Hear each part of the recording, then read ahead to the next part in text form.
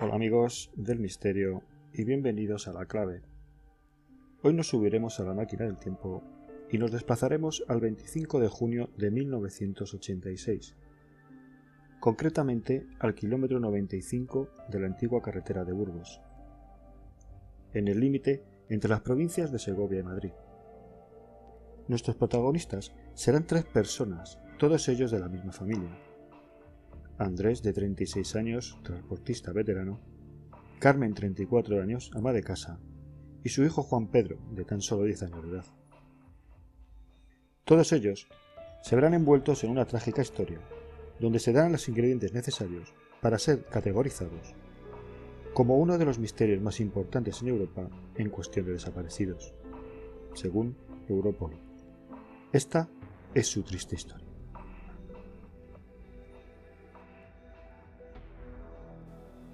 La familia Martínez residía en la localidad murciana de Fuente de Álamo. Andrés, aprovechando que tenía que llevar una carga a Bilbao, decidió que Carmen y Juan Pedro le acompañaran en su viaje. De esta manera, recompensaban a su hijo Juan Pedro por sacar buenas notas, y así podría ver cómo pastaban las vacas, algo que al pequeño le hacía mucha ilusión. Además, de esta manera, también podrían aprovechar unos días de vacaciones por el norte de España. Un viaje que en principio fue bastante bueno, a pesar de que Andrés transportaba una carga muy peligrosa, 25.000 litros de ácido sulfúrico. Durante el viaje hicieron 3 paradas, una para repostar en la Venta del Olivo, a pocos kilómetros de Cieza. Continuaron hasta el pueblo conquense de Las Pedroñeras, donde el personal de la gasolinera les vio cómo echaban una cabezada en el área de descanso. Apenas pasada la medianoche, continuaban con su viaje a través de la Nacional 301. Había poco tráfico en la Nacional Cuarta, y pronto alcanzaron Madrid. Todo iba bien hasta el momento, pero esta es su tercera parada, cuando se desarrollan los misteriosos acontecimientos. En esta, pararon a desayunar en el bar de Aragón, en Cabanillas de la Sierra, y a las 6:40 de la madrugada retomaron su camino hacia Bilbao.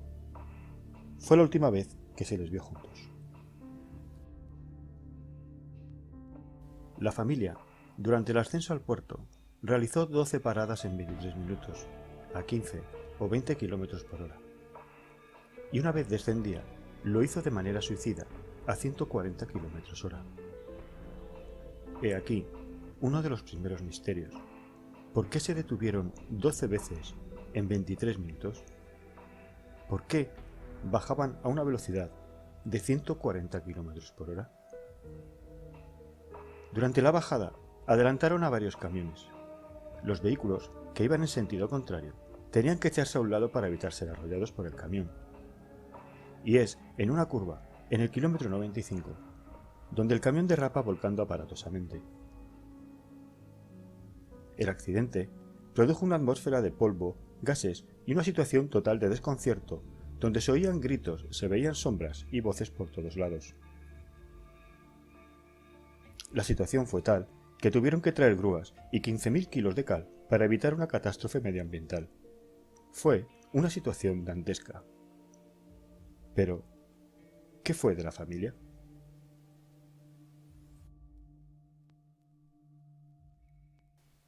Al llegar los bomberos y abrir la cabina del camión, solo encontraron los cuerpos sin vida de Andrés y de Carmen. En un principio, las autoridades no echaron en falta al pequeño, pues no sabían que junto a Andrés y Carmen viajaba su hijo Juan Pedro. Fue la abuela, María Lagaz, la que, al ser informada del accidente y fallecimiento de su hija, preguntó al guardia civil: ¿dónde está mi nieto? Pregunta que la gente de la Guardia Civil no pudo contestar, informándola de que solo habían encontrado los cuerpos sin vida de su hija y de su yerno. El niño simplemente se esfumó. Fue entonces cuando se puso en marcha una operación de búsqueda de Juan Pedro, pero Juan Pedro nunca apareció.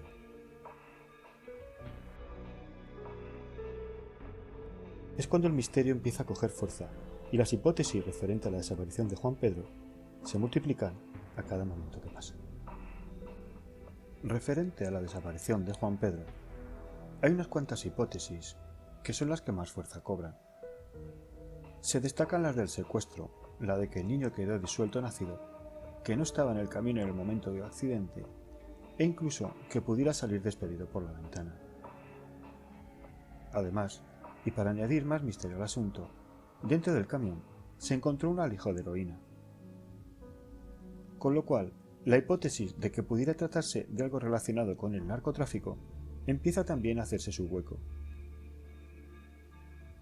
Testigos dicen que una vez se estrelló el camión, de una furgoneta Nissan Vanette de color blanco se bajaron dos personas de aspecto nórdico, un hombre y una mujer, que se acercaron a la cabina, recogieron un bulto y se fueron nuevamente a la furgoneta.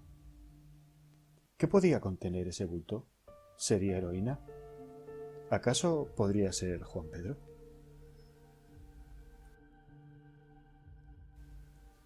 Las autoridades, en su informe oficial, afirman lo que hasta el momento he ido detallando. En él aseguran que el camión, el Volvo F15 de Andrés, sufrió un accidente debido a un fallo mecánico en sus frenos. Y no se menciona nada referente a secuestro o rapto. Hay varios puntos de este informe de los que la familia e investigadores no están en nada de acuerdo, e incluso la familia, desconforme con la investigación, decidió contratar a un investigador privado de gran prestigio, previa autorización del juzgado correspondiente. El nombre de este investigador fue Jorge Colomar.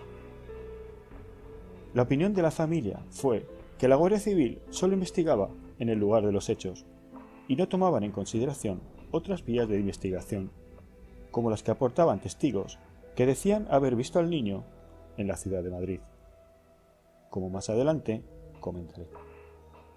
E incluso también desechan la teoría de que el camión sufriera una avería en los frenos.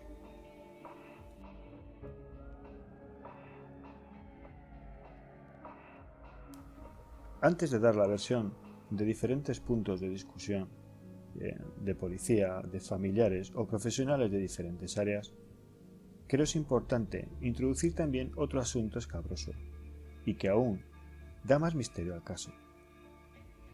Este no es otro que la muerte en extrañas circunstancias de testigos del accidente,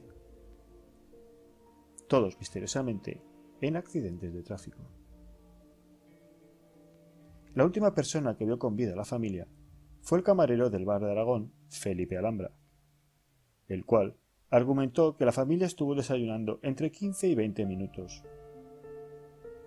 Pudo ver desde la ventana cómo el camión cisterna reemprendía el viaje, pero no puede asegurar que Juan Pedro fuera en el interior.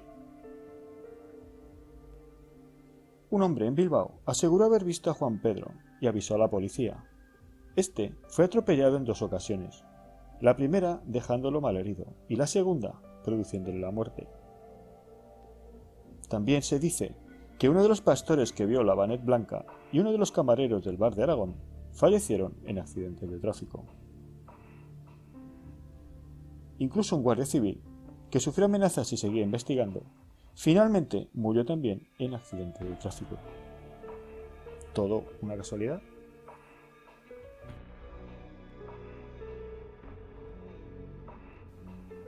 La Guardia Civil, como antes dije, creía que el accidente fue producido por un fallo en los frenos. Esto fue criticado por expertos transportistas, como el señor Enrique Marañón, que fue vicepresidente de Tradisbe, patronal de transporte de mercancías.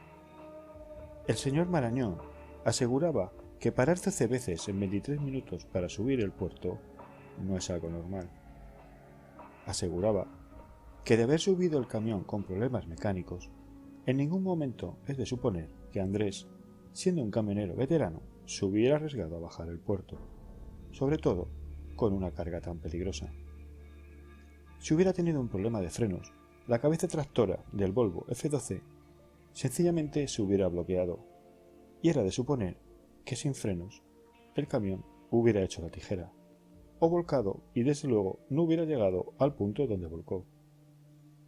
Los camiones, durante la subida, según el señor Marañón, no paran nunca, ya que hacer recuperar la inercia del camión es muy complicado.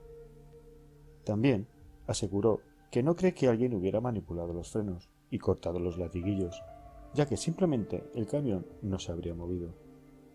Según el señor Marañón, algo tuvo que pasar por la cabeza de Andrés, pues el camión no estaba averiado. De hecho, el camión estuvo semanas antes de mantenimiento exhaustivo, con una factura de 700.000 pesetas, lo que serían unos 4.200 euros.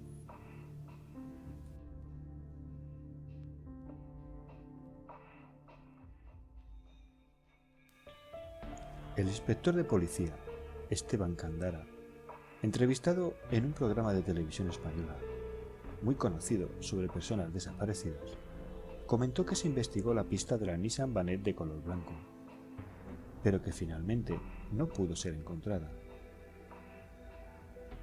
Afirmó también, en referencia a las muertes de tantos testigos del accidente, que todo fue fruto de la casualidad, ya que se le hace difícil pensar que haya una organización dentro de este accidente, la cual elimina testigos, los cuales, según el señor Candara, no aportaban datos tan importantes para esclarecer el caso.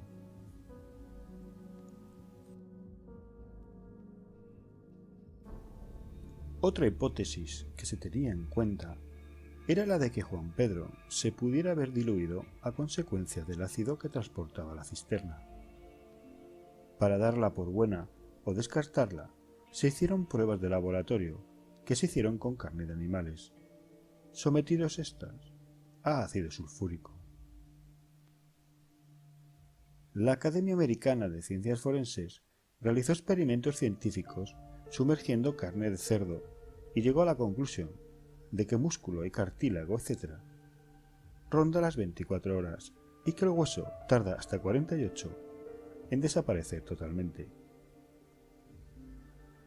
Pero fue el catedrático, el señor don Lucas Hernández, experto en química analítica, que analizó restos del ácido encontrado en la cabina y que aseguró que había ciertos restos biológicos en los análisis, pero que al tomarse las muestras pasado un año del accidente y que el camión estaba en un vertedero, debían de descartar la posibilidad de que el niño fuese diluido por el ácido.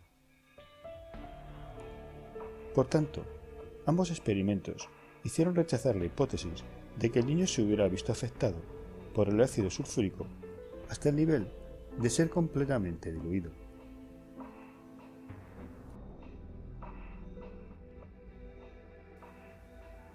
Todo lo que hemos ido viendo, seguramente, nos dibuja en nuestra mente cómo pudieron ser los hechos.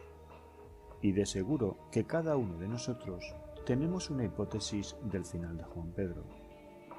Pero, ¿qué opinaba la familia? La familia de Juan Pedro nunca se rindió en su incesante búsqueda de la verdad y, sobre todo, de encontrar sano y salvo a Juan Pedro. Seguían todas y cada una de las pistas, iban donde hiciera falta e incluso contrataron a un gran investigador privado, al ver que Juan Pedro fue visto por un testigo, profesor de autoescuela, que aseguró en junio de 1987 se encontró una señora ciega, acompañado por un niño de 11 años. La señora preguntaba por la embajada de Estados Unidos y aseguraba estaban en una situación muy mala e iban a comedores de la Cruz Roja.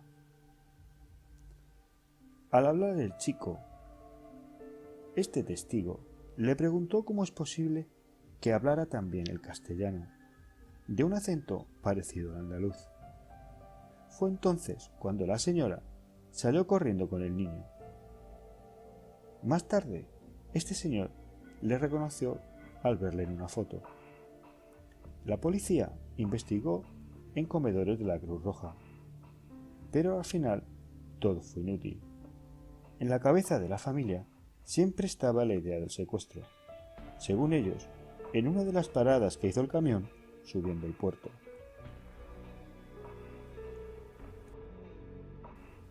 Bueno amigos, pues llegamos a la recta final. Esta es la triste historia de la familia Martínez. A día de hoy el caso está archivado, pero no cerrado, a espera de nuevas pruebas. El día 25 de junio de 1986 no solo murieron Andrés, Carmen y seguramente Juan Pedro, sino también María, la madre de Carmen y abuela de Juan Pedro. Una mujer que desde aquel día no dejó de llorar, simplemente murió en vida.